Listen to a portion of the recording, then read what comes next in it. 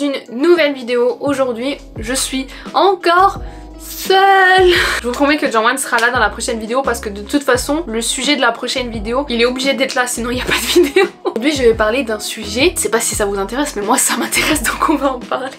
Je vais parler de 5 faits, j'ai pris 5 faits parce que sinon la vidéo est interminable, qui diffèrent entre la Corée et la France au niveau des couples, au niveau des relations. Je sais pas encore comment vous le dire parce que j'ai pas encore choisi le nom de la vidéo. Donc évidemment la Corée et la France ont deux cultures qui sont vraiment très opposées. On vit sur deux continents différents avec deux cultures différentes. Et évidemment ça s'applique aussi à la culture du couple. Donc je me suis dit que ça pouvait être intéressant. Vu que c'est pas la première fois qu'une vidéo comme ça existe sur YouTube, il y en a déjà des tonnes. Je vais essayer de ponctuer ça avec des petites anecdotes entre Jungwon et moi. Bon, je vais pas non plus vous révéler notre vie intime, mais...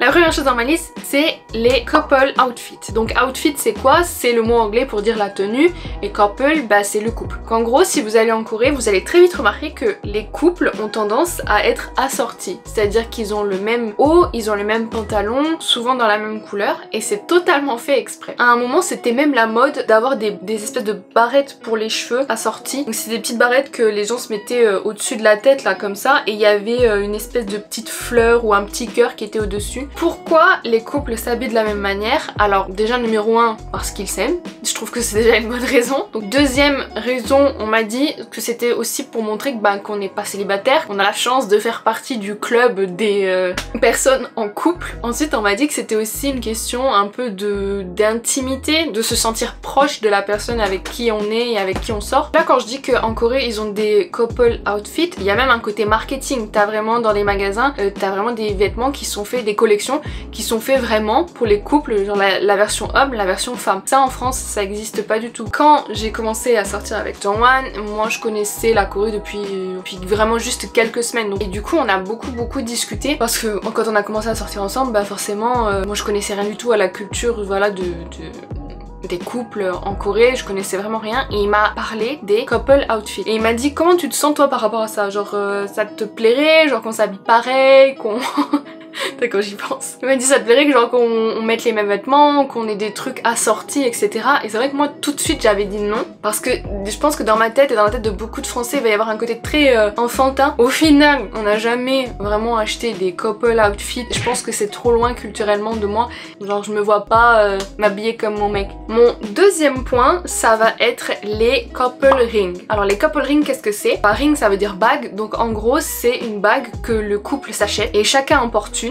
Des fois elle est assortie ou pas et en fait ça représente le fait d'être dans une relation sérieuse long terme avec quelqu'un. Donc attention, une couple ring, donc une bague de couple, c'est pas une bague de fiançailles. C'est vraiment deux choses complètement différentes. C'est pas une bague de fiançailles, c'est pas une alliance, c'est vraiment juste une bague de couple en fait qui dit que vous êtes en couple. Si un jour votre copain ou votre copine coréenne se ramène avec une couple ring, ne chiez pas dans votre pantalon, il est pas en train de vous faire une demande en mariage, c'est autre chose. Comme vous voyez, il n'y a pas de couple ring puisque je suis avec un goujat.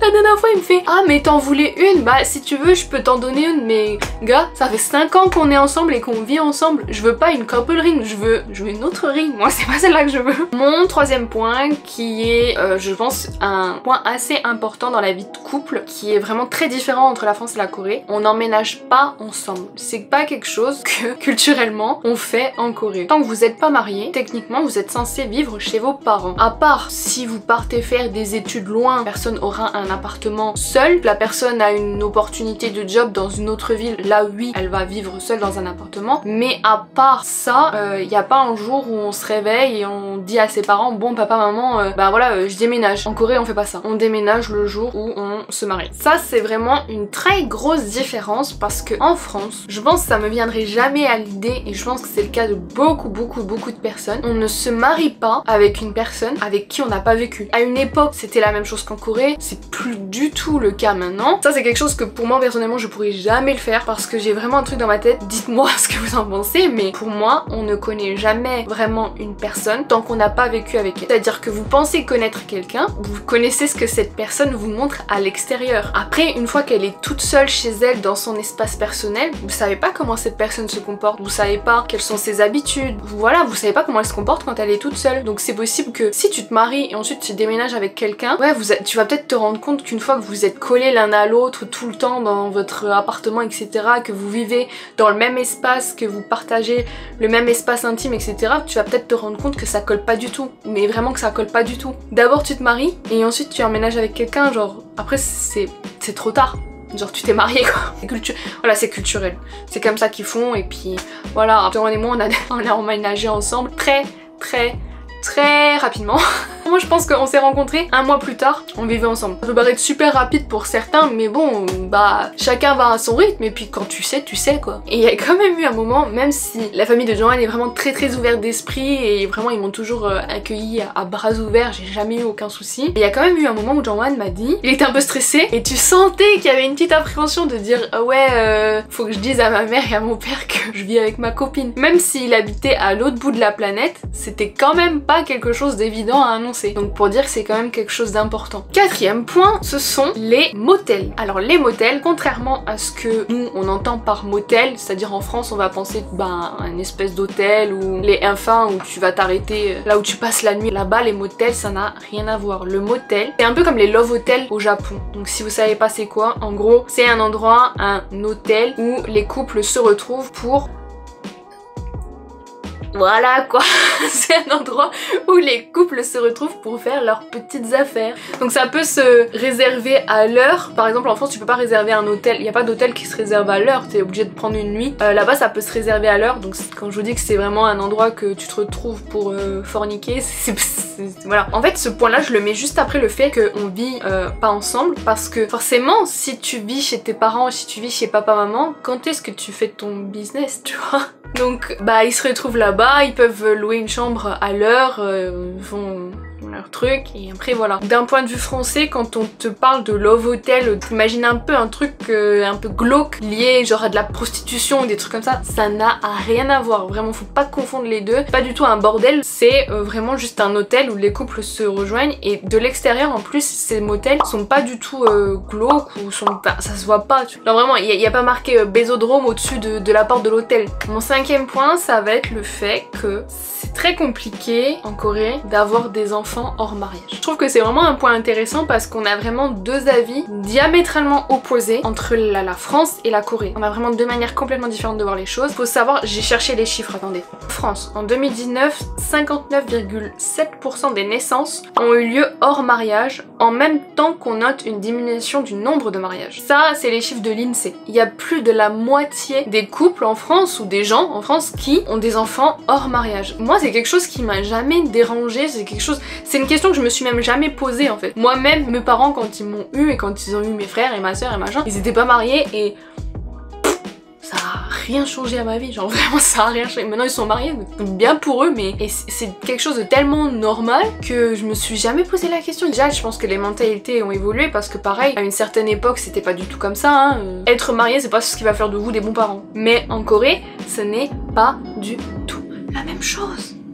Moi ça me fait toujours penser à ces célébrités coréennes, genre que ce soit des idoles, que ce soit des acteurs, n'importe quelle personne qui est connue. De temps en temps t'as toujours une news, t'as une célébrité qui annonce son mariage sorti de nulle part. Un jour il te dit bon en fait je vous annonce je me marie dans 2 jours. Tu peux être sûr quand c'est des annonces hyper précipitées comme ça, 90% du temps cette annonce elle est suivie de ah et on va avoir un bébé. Tu peux être sûr que ces gens, bah leurs copines ou elles-mêmes, tu vois, elles sont tombées enceintes et du coup ils doivent se marier. Alors ils se marient et comme par hasard 9 mois plus tard, oh nous sommes heureux de vous annoncer qu'on a un enfant. Oui, donc en gros t'es tombée enceinte et t'as dû te marier. En fait le fait d'imaginer un bébé sans mariage avec, c'est juste pas ok en fait, c'est un peu tabou quoi.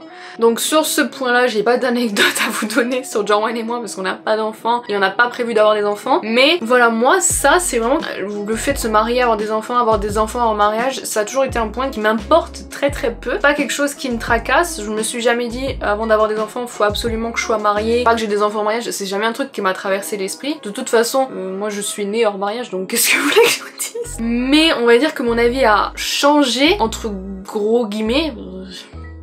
je pense que ce serait mieux que je me marie avant d'avoir des enfants. Genre il n'est pas conventionnel, vous voyez, genre c'est un Coréen qui est parti vivre à l'étranger, étudier, il bosse à l'étranger, il sort avec une étrangère, il a une vie qui est pas conventionnelle par rapport à d'autres Coréens. Mais je pense que s'il avait des enfants en mariage, ça resterait quand même un peu compliqué de l'assumer à 100% quand il va en Corée. Après chacun est libre de faire ce qu'il veut, hein. Chacun est libre de faire ce qu'il veut avec ses fesses, son corps, sa vie. Donc voilà, ça c'était les 5 points que je voulais vous présenter aujourd'hui, les différences en fait entre sortir avec quelqu'un en Corée, sortir avec quelqu'un en France. Étant donné que la France et la Corée ont deux cultures qui sont quand même vraiment très éloignées, par conséquent et logiquement leur culture de dating est aussi très différente. Si vous avez des anecdotes aussi à raconter quand vous avez été en Corée, si vous avez des questions, n'hésitez pas à commenter la vidéo, on vous répondra, enfin surtout Jungwon vous répondra parce que je pense qu'il saura mieux vous répondre que moi. Si cette vidéo vous a plu, n'hésitez pas à la liker, à commenter, à partager et à vous abonner. Normalement sur notre Instagram il y a encore le concours qui est en train de se dérouler. C'est un lot qu'on vous a mis à gagner. Le concours dure jusqu'à ce soir 18 h. On annoncera les vainqueurs, le vainqueur à 20 h sur notre Insta, donc n'hésitez pas à venir vous abonner et à participer. Et sur ce, à la prochaine.